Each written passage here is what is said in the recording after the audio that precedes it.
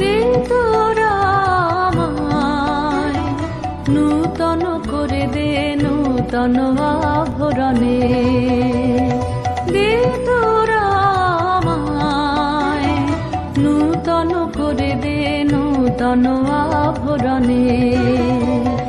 হেমন্তের অভিসম্পাতে রিক্ত কিঞ্চন কানন ভূমি, বসন্তে হোক দৈন্য বিমোচন নবলাবণ্য ধনে।